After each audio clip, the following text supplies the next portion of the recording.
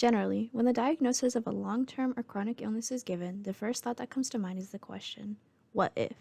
The thought races in the minds of all parties involved, whether it be the patient or the patient's family, their spouse, children, parents, and even siblings.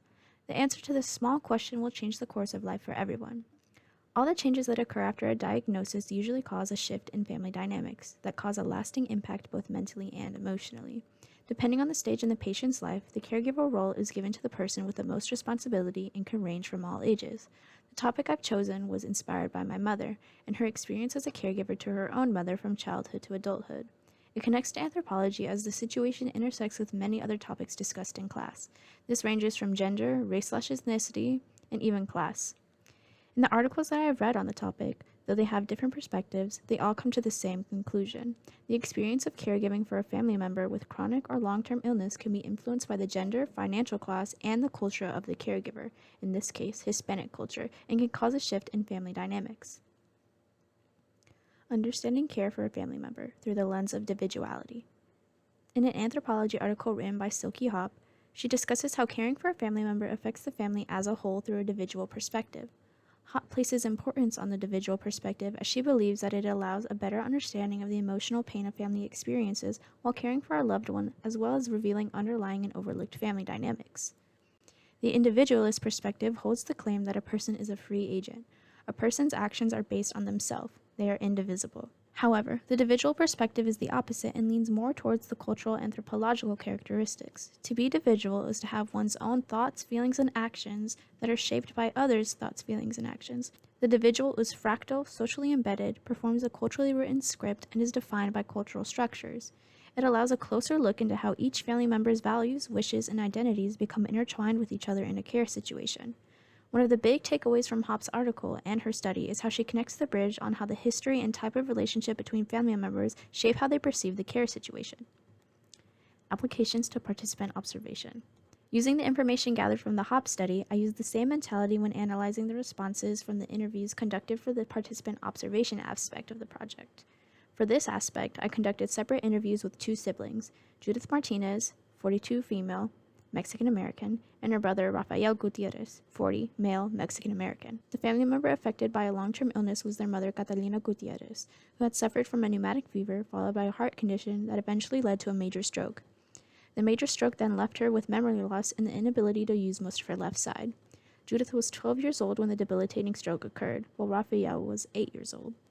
While interviewing siblings about the same events may give conflicting stories, it still offers a glimpse into how different dynamics and factors can affect experience and perspective. I narrowed down 3 categories that influence their experiences, as well as being in relation to cultural anthropology: culture/ethnicity, financial class, and gender. An example that relates to the circumstances of the 2 participants is the dynamic between parents and sons in a Hispanic household and parents and daughters. Cultural influences. An understanding of one's own culture can have a lot of influence on personal values and beliefs. In Hispanic culture, family is one of the most important things to uphold. In an article written by Madhivanan, a study is conducted on how influential family decision-making is in Hispanic culture. It found that consulting family members in regards to healthcare and medical decisions was of the utmost importance. This stems from the consideration that they will be taken care of by their family after and during their sickness. A quote directly from one of the participants in this study states, quote, "Family is always very important. If they support you, then you want to do it." End quote. She then goes on to talk about how her family's understanding of her as a person is what makes her value their advice and opinions when it comes to her final decision. The article helps back up the belief that Hispanic culture is a widely family-oriented culture. This pattern can be seen in the responses of my own participants regarding their perceptions and decisions while caregiving for their mother. When asked if they believed their culture had an effect on their experience, they both answered with similar responses. Judith answered, quote, "Culturally, being Hispanic, we don't tend to put our parents in nursing homes. We take care of them ourselves," end quote, reinforcing the narrative that family comes first. The Gutierrez family did everything they could to keep their mother at home instead of an assisted living facility, influencing a lot of their decisions.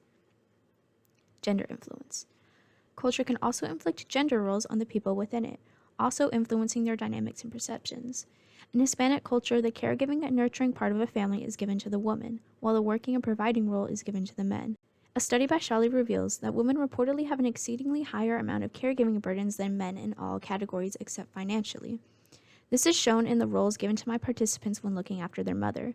Judith states that, quote, "The fact that I'm a girl and you're kind of expected to be the one that cooks and cleans, even when I got married, it was still kind of expected of me to take care of my mom and certain things even when I was outside of the house," end quote, reinforcing the maternal stereotype. However, Raphael's experience was very different. At first, in his younger years, he would help Judith take care of their mother, but once he reached the age to work, he was immediately told to get a job to help provide for the family. Judith also remarked that, quote, "My younger brother, as soon as he could get a worker's permit, he was working, and my dad didn't really say, 'Don't worry, stay and take care of your mom,' like he did for me," end quote. She recognizes that even though she was always looking after her mother, she still didn't have to work, and therefore didn't have the same kinds of responsibilities and pressures as her brother. Raphael minimizes his part in taking care of Catalina when comparing it to his sister, mentioning that, quote, "If anything, Judy got the pressure because she was fitting that mold of culturally what the women in our culture do, nurture and take care of the home," end quote.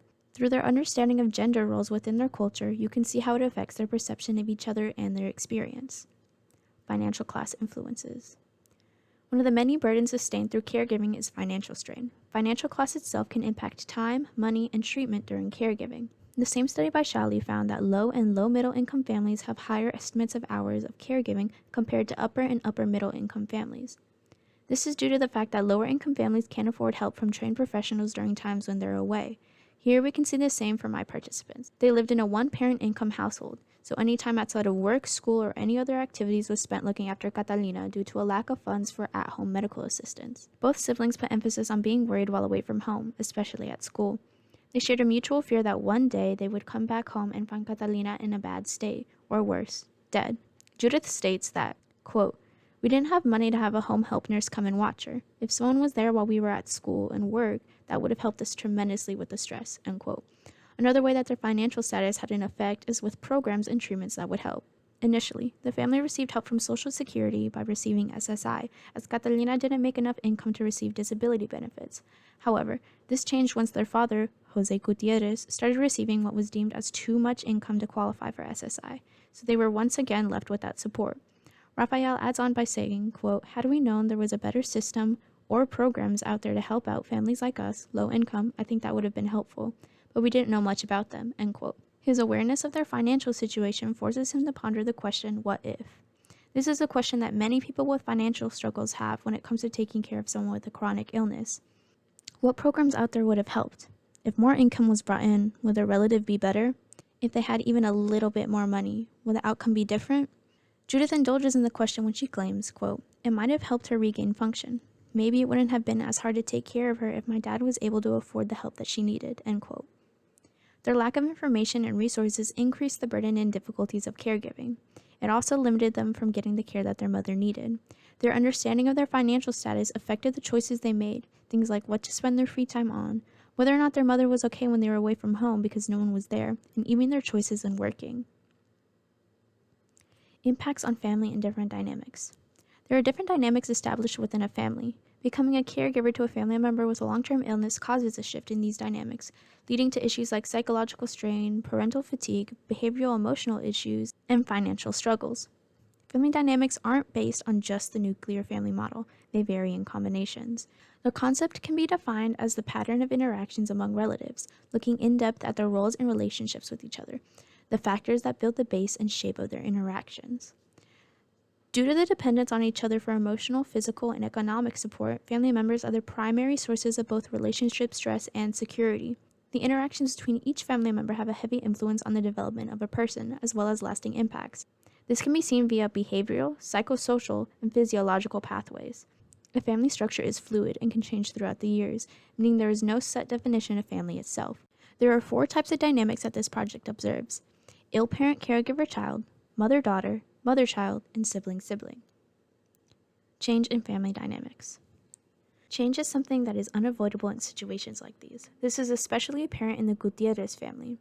Having a parent fall ill due to a chronic illness causes a shift in dynamics as their role as a provider becomes impossible. While Catalina's stroke left her with some mobility, it was still a struggle to do the everyday tasks she had prior to it. There were 2 changes that the siblings recognized first: the mother-child dynamic and the dynamic they had with their older siblings. For Judith, the mother-child and mother-daughter dynamic switched entirely as she had to become the mother figure to her own mother and the household as a whole. New responsibilities were given to her other than taking care of Catalina. She was expected to take over the tasks that her mother could no longer do. This included watching over Raphael, cooking, cleaning, and doing laundry. The same could be said for Raphael. While he wasn't given as much pressure and responsibility when he was younger, he still had to help out and take care of his mom whenever necessary. He too became the parent of his mother. As for the dynamics with their older siblings, it was a bit estranged. Once their mother got sick, they stayed for a while but ultimately left the care up to their younger siblings. This caused an estranged shift between all of them. Judith recalling, quote, "From the very beginning, it kind of felt that it was just going to be me, my dad, my mom, and my younger brother, and my siblings checked out," end quote. She felt that she had lost a support system, and the expectation of older siblings taking care of the younger ones came crumbling down, causing a feeling of resentment to settle in. The same kind of resentment was felt by Raphael as he remembers feeling his siblings slipping away, mentioning that the number of letters from them decreased and that there were occasional family gatherings throughout the years until their mother's untimely death. The dynamic between Judith and Raphael, however, was the opposite. Raphael jokingly claims that, quote, "Me and Judy are like twins. We live the same life. We experience the same things when it comes to responsibilities," end quote. Their shared experience brought them closer together instead of apart because they had to work together at such a young age. Conclusion. Overall, my knowledge of the topic has strengthened immensely. I believe my methodology of interviewing family members with the same cultural background as me was definitely the right option to do, as it gave me a better individual perspective. I could see all the ways that the participants' ideals and values melded together and how it influences their decision-making skills. The research has shown that it can have impacts on familial dynamics, and the caregiving phase can be influenced by culture as well. Focusing the data on the caregivers in relation to their backgrounds showcases the inner struggles of all parties and how it influences said decision-making skills. In this case, being a Hispanic female and male in a low-income household made my participants' experience harder and added different kinds of burdens.